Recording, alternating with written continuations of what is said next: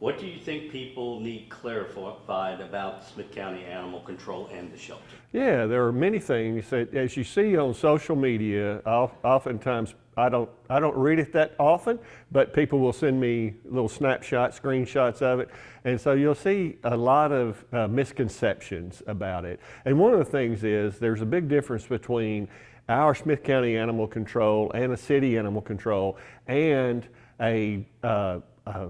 another rescue shelter. They're able to, even though they do work hard and they try to pick every dog up, they're not required to go out and pick up an animal, and we are. So when we receive 30 to 80 calls a day, oftentimes most of those are to go out and pick up animals, and so we're really in a tough place because we're oftentimes full, and it really wouldn't matter if we have 25 cages or 100 cages. Those fill up very quickly, and so we're constantly having to work with the rescues, which is fantastic, and that's what we have this relationship, and we need to keep that relationship going well because they help us tremendously move animals out. So when we don't have room and we have to go pick up, we have to make room, and that's when we've had to euthanize sometimes for space. And I've shared it many times as county judge, this county judge and our Smith County Animal Control team does not want to euthanize for space. When an animal's injured, that's a different story and you can't help them. That's humane to do so, but we don't ever want to ever have to do that again. What should people know about the dogs getting euthanized situation? Yeah, well, it's that when we do run out of space. So I guess what I'd like the public to really understand is when we post things on social media and we send out messages to rescues and everyone else is we really need you to take heart at that moment and say, we need this. It's like a red alert, really, all the time. We need to help them move these animals if we possibly can.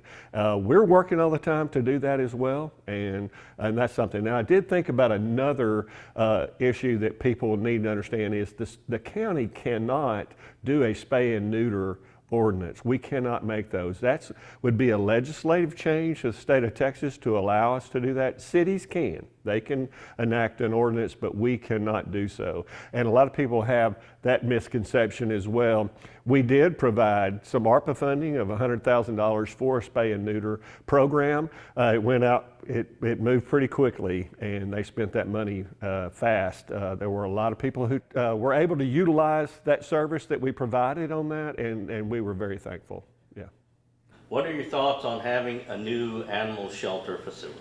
Yeah, we're really excited. We do know, and it's in our capital improvement plan. That doesn't mean for sure it's going to happen. It's something that we did prove in court, but it's in my mind, we need to have a new facility, and there's a lot of reasons we need it. We need it because our old facility has worked okay for us. It provides the space, but we have drains and slope floors and things. It takes us a long time to clean and disinfect, and when you get that many animals in one area, disease can just run rampant. And so it takes us till probably around noon every day cleaning.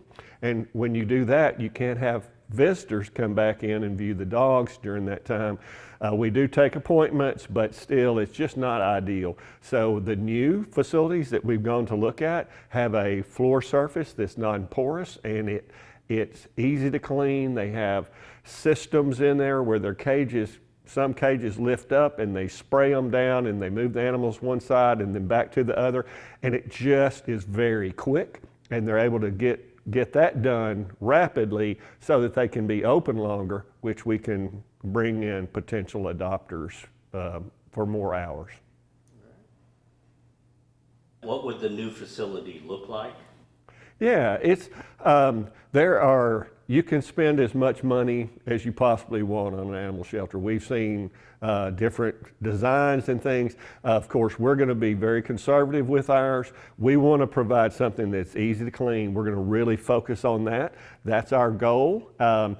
Something that provides a great place for people to come in and view animals, but it doesn't have to be a Taj Mahal, but we do want it to be. We hired a consultant to come in, and he will be giving us ideas on where the best location is. That's one of the things they focus on. This consultant is it needs to be in a prominent location where everyone can see it, and they'll want to swing by, after work, before work, all those kind of things, swing by and visit our shelter. With the new shelter, we hope to have, right now, outside of our facility is asphalt and road, and so we hope to have a green space with that as well, and there's walking area and places for people, volunteers, to come and take the animals out and get a better situation for the animals while they're at our facility. Will it be addressed during the budget meetings later this year? We set aside in the capital improvement plan some funds, or some numbers for funds. Nothing has been budgeted. So that's what we have to do. And we're looking at all areas of dollars, trying to put it together and make it happen. So I have a feeling there will be talk about that as we move forward. What can people do to help the shelter, such as volunteering?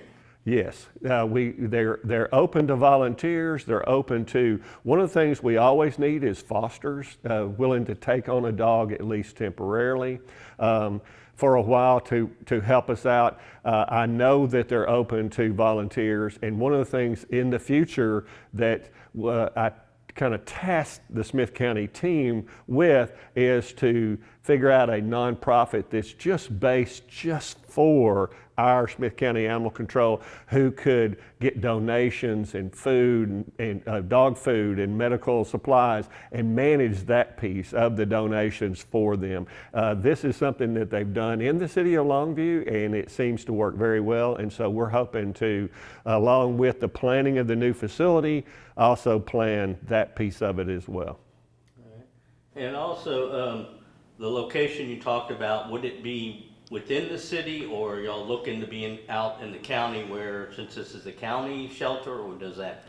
It doesn't matter there. The thing that does matter is the availability, the ease of getting there, and its prominence. So I think central location would probably be best. We do know the areas we've run studies of the folks who adopt, and it's kind of sporadic. And then we also know where we pick up most of the dogs, and it essentially is pretty much across the board. So somewhere centrally located would probably be best, and so most likely that would be in the city of Tyler. Plus, when you have water, sewer, all those things, which we utilize a lot within a shelter, we probably need to be on city services. And are y'all looking to take over an existing building, or do you feel it will need to be built from the ground up to serve the purpose properly? This is something that I feel strongly about, that we need to build it from the ground up, and it's mainly due to the drainage and things for the cleaning. You just have to. There's so many things that go into it. It's hard to retrofit that, and you end up spending more money changing a building and making it into an animal shelter, and then it not really be as suitable as building new. Is there anything I haven't asked about that you'd like the people to know? Just one other thing is we mentioned earlier our spay and neuter. I just know I'm a broken record, but we need to spay and neuter. You need to spay and neuter your pets, and watch as there's different programs within our rescues out there where you can get, sometimes there's some discounts and things, but just really think about it, because that could really assist us in solving our problems.